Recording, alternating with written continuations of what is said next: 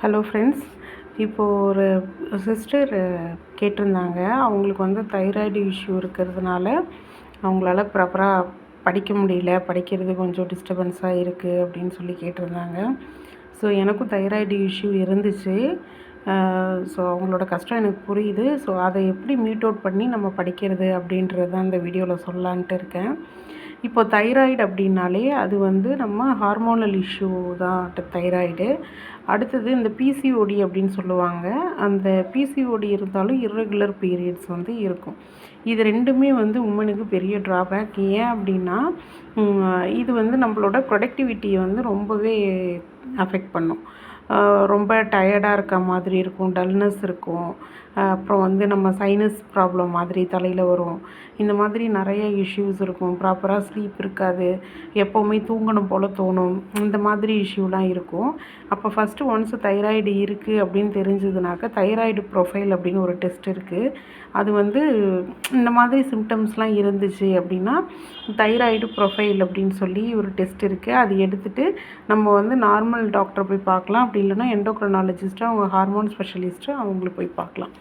இப்போது இது வந்து முடிஞ்சு போச்சு. இப்போ இதுக்கு வந்து நமக்கு மெடிசன் கொடுப்பாங்க, அதை எடுத்துக்கலாம், ஓகே. ஆனால் ஈவன் நம்ம மெடிசன்ஸ் யூஸ் பண்ணால் கூட சில சிம்டம்ஸ் வந்து நமக்கு இருக்கும்.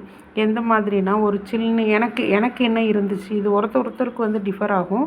எனக்கு எப்படி இருந்துச்சு அப்படின்னாக்கா, ஃபஸ்ட்டு வந்து நம்ம ரொம்ப கோல்டாக எது சாப்பிட்டாலும் எனக்கு உடனே வந்து சைனஸ் மாதிரியான இஷ்யூ வந்து வந்துடும். அதுக்கப்புறம் வந்து தலையில் இப்போ நீர் மாதிரி வந்துட்டு இப்படி திரும்பினா தலையில் இந்த சைடு தண்ணி ஓடுற மாதிரி இருக்கும், இப்படி திரும்பினா இந்த சைடு தண்ணி ஓடுற மாதிரி இருக்கும். ரொம்ப கஷ்டமாக இருக்கும். அதே மாதிரி ரொம்ப டயர்டாக இருக்கும். ரொம்ப இப்போ நம்மளை எப்படி சொல்கிறது, ஒரு 2-3 நாள் நம்ம கண்டினியூவாக இப்போ ட்ராவல்லாம் பண்ணிவிட்டு வந்தோம்னாக்க நமக்கு எவ்வளோ டயர்டாக இருக்கும். அன்றைக்கி நைட்டு தூங்கி எழுந்தாலும் நம்ம உடம்பு அதே மாதிரி டயர்ட்னஸ் தான் வந்து எனக்கும் உடம்புல இருக்கும். ஸோ இப்படி தான் நமக்கு இருக்கும்.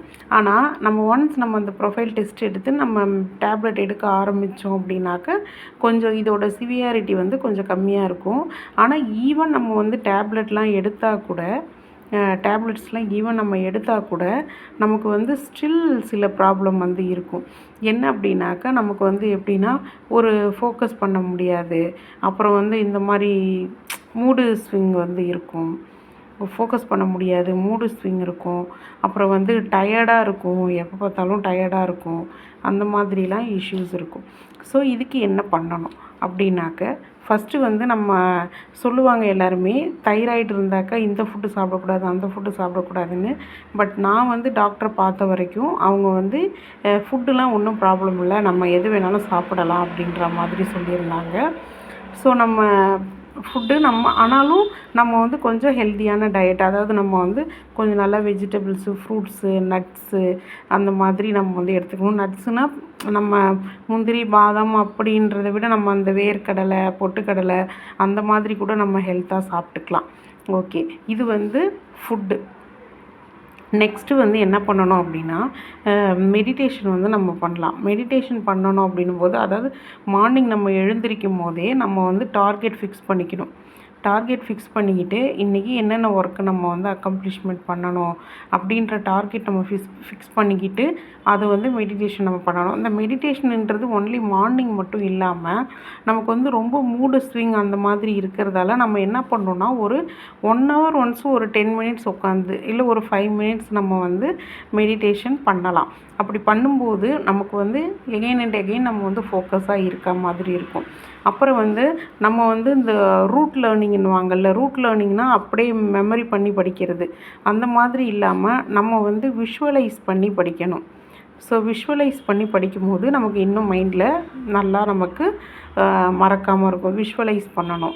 அதே மாதிரி ரிவிஷன்ன்றது நம்ம வந்து த்ரூ விஷுவலைசேஷன் மூலயமா தான் படிக்கணும்.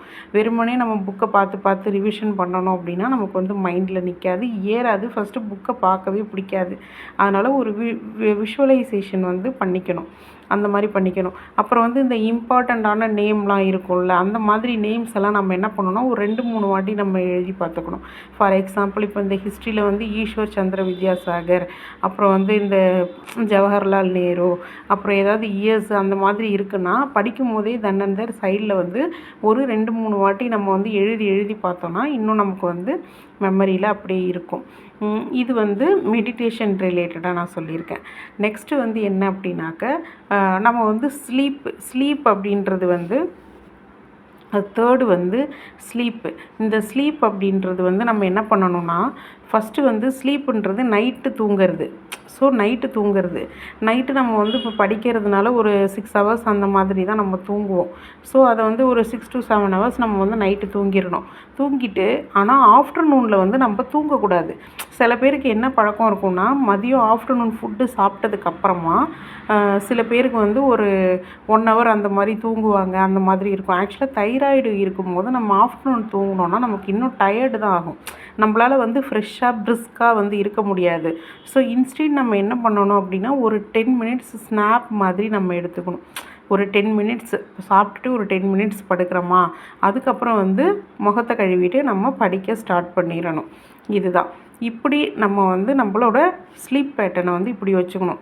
அப்புறம் இன்கேஸ் நம்ம வந்து படிச்சுக்கிட்டு இருக்கும்போதே நமக்கு கண்டிப்பாக டயர்ட் ஆகும். அப்போ டயர்ட் ஆகுது, மறக்கிற மாதிரி இருக்குன்னா, நீங்கள் வந்து என்ன மெத்தடு ஃபாலோ பண்ணணுன்னா, ஃபஸ்ட்டு ஒரு 1 ஹவர் படிக்கிறீங்க அப்படின்னா ஒரு 5 மினிட்ஸ் வந்து படுத்துருங்க. 5 மினிட்ஸ் படுத்துட்டு அந்த படித்ததை சும்மா மைண்டுக்குள்ளே அப்படியே விஷுவலாக யோட்டி பாருங்கள். அது மாதிரி படித்தோன்னா நமக்கு கண்டிப்பாக மறக்காது. நம்மளால் வந்து ரெகுலேட் பண்ண முடியும். ஸோ இந்த தைராய்டுன்றது வந்து ஒரு ஹார்மோனல் ப்ராப்ளம் தான். பட் நம்ம வந்து இதை கண்ட்ரோலும் பண்ணலாம், ரெகுலேட்டும் பண்ணலாம். கண்ட்ரோல் பண்ணுறது நம்ம எப்படி பண்ணணும்னா, த்ரூ டேப்லெட் மூலயமா நம்ம வந்து கண்ட்ரோல் பண்ணுவோம். பட் ரெகுலேட் பண்ணுறது வந்து சில ப்ராசஸ் மூலயமா நம்ம பண்ணணும். ஃபார் எக்ஸாம்பிள், நான் இங்கே சொன்னேன் இல்லையா, அந்த ஃபுட்டு, மெடிடேஷன், ஸ்லீப்பு இந்த மாதிரிலாம், அந்த மாதிரியான ப்ராசஸ் மூலயமா நம்ம பண்ணோன்னா கண்டிப்பாக இதாகும். அதே மாதிரி இந்த தைராய்டு இருக்கவங்களால் கண்டிப்பாக வந்து ஒரே சப்ஜெக்டே ரொம்ப நேரம் படிக்க முடியாது. ஏன்னா நமக்கு வந்து இன்ட்ரெஸ்ட் ரெடியூஸ் ஆகும். அட் த சேம் டைம் நம்மளுக்கு வந்து படிக்கிறது மெமரியில் நிற்காமல் இருக்கும். அப்போ என்ன பண்ணணும்னா, நம்ம வந்து இப்போ ஒரு நாளைக்கு வந்து கண்டிப்பாக நம்ம டிஎன்பிஎஸ்சிக்கு படிக்கிறோன்னா ஒரு நாளைக்கு வந்து மேத்ஸும் போட்டிருப்போம், அப்புறம் வந்து கரண்ட் அஃபேர்ஸ் போட்டிருப்போம், அப்புறம் வந்து நம்ம சப்ஜெக்ட்டும் போட்டிருப்போம். அப்போது இது எல்லாத்தையுமே நம்ம கொஞ்சம் கொஞ்சம் நேரமாக பிரித்து படிக்கணும். நான் வந்து எப்படி பண்ணுவேன் அப்படின்னா, நான் வந்து ஒரு 1/2 அன் ஹவர் டெஸ்ட் போடுவேன். ஏதாவது ஒரு கொஸ்டின் எடுத்தேன்னா 200 கொஸ்டின் அதில் இருக்குன்னா ஒரு 1/2 அன் ஹவர் டெஸ்ட் போடுவேன். ஏன்னா எனக்கு அந்த 1/2 அன் ஹவருக்கு அப்புறம் அந்த கொஸ்டினை வச்சுட்டு கூட என்னால் உட்கார முடியாது. ஸோ அந்த 1/2 அன் ஹவர் டெஸ்ட் போட்டுட்டு அதுக்கப்புறம் கொஞ்சம் நேரம் மேக்ஸ் பார்க்கலாம், அதுக்கப்புறம் கொஞ்சம் சப்ஜெக்ட் படிக்கலாம், அப்புறம் ரிமைனிங் டெஸ்ட், அந்த மாதிரி கொஞ்சம் ஸ்ப்ளிட் பண்ணி படிங்க. ஸ்ப்ளிட் பண்ணி நம்ம வந்து குட்டி குட்டி டார்கெட்டாக முடிக்கணும். குட்டி குட்டி டார்கெட்டாக முடிக்கும் போது தான் நம்மளால் படிப்பில் ஃபோக்கஸ் பண்ண முடியும். இதுதான் வந்து தைராய்டுக்கு. இது இந்த பிசிஓடின்றது வந்து இர்ரெகுலரு. இதுவுமே வந்து சேம் இந்த மாதிரி சிம்டம்ஸ் தான். பிசிஓடி இருந்தால் நம்மளுக்கு வந்து அடிவயிறு இர்ரெகுலர் பீரியடாக இருக்கும். ஸோ நம்மளுக்கு வந்து அடிவயிறு பாரமாக இருக்கும், அந்த மாதிரிலாம் இஷ்யூ இருக்கும். அப்புறம் வந்து டயர்டாக இருக்கும், மூடு ஸ்விங் இருக்கும். ஸோ இந்த மாதிரி தான் இது பண்ணிக்கணும். அப்புறம் வந்து நெக்ஸ்ட்டு இதே ப்ரொசீஜர் அதுக்குமே நம்ம ஃபாலோ பண்ணலாம். ஏன்னா எனக்கு இந்த 2 இஷ்யூவுமே இருந்துச்சு. இதை தாண்டி தான் நான் வந்து கிளியர் பண்ணினேன். அடுத்தது வந்து மோட்டிவேஷன் அப்படின்றது வந்து நம்ம செல்ஃப் மோட்டிவேஷன் பண்ணிக்கணும். செல்ஃப் மோட்டிவேஷன்னா நம்ம வந்து ஒரு எப்படி சொல்கிறது, ஏதாவது ஒரு வீடியோஸ் நம்ம மோட்டிவேஷனாக வீடியோ பார்க்குறது, அந்த மாதிரி நம்ம எப்போவுமே நம்மளை வந்து மோட்டிவேஷனில் வச்சுக்கணும். அதே மாதிரி ஸ்ட்ரெஸ்ஸு ரிலேட்டடாக நம்ம வந்து யோசிக்கக்கூடாது. ஓவர் திங்கிங் அதெல்லாம் வந்து பண்ணக்கூடாது. ஏன்னா ஆல்ரெடி தைராய்டு இருக்கும்போது நம்ம ஸ்ட்ரெஸ் வந்து கொஞ்சம் அதிகமாகவே இருக்கும். நம்ம அந்த ஓவர் திங்க் பண்ணுறது அந்த மாதிரி விஷயத்தெல்லாம் நம்ம ரெடியூஸ் பண்ணிவிட்டு நம்ம ரொம்ப பாசிட்டிவ் வைப்ரேஷனோட போனாக்க இதை ஈஸியாக ஹேண்டில் பண்ணி கண்டிப்பாக நம்மளால் ஜெயிக்க முடியும். ஏன்னா எனக்கு இந்த தைராய்டு இஷ்யூவும் இருந்தது, இந்த பிசிஓடி இஷ்யூவும் இருந்தது. இதனால் எனக்கு வந்து 7 இயர்ஸ் வந்து செகண்ட் பேபி இல்லாமலும் இருந்துச்சு. அந்த 7 இயர்ஸ் இந்த ப்ராப்ளம்லாம் தாண்டி தான் எனக்கு செகண்ட் பேபியும் வந்தாங்க. அதே மாதிரி நான் எக்ஸாமும் படித்து என்னால் கிளியர் பண்ண முடிஞ்சிச்சு. இது வந்து இதுக்கு ஒரு வீடியோவா அப்படின்னாக்கா அப்படி கிடையாது. ஏன்னா இதோட இம்பேக்ட் என்னன்றது கண்டிப்பாக என்னால் ரியலைஸ் பண்ண முடியும். எனக்கு அந்த சிஸ்டருக்காக நான் இந்த வீடியோவை போடுறேன். யூஸ்ஃபுல்லாக இருக்கிறவங்க பார்த்துக்கோங்க. தேங்க்யூ.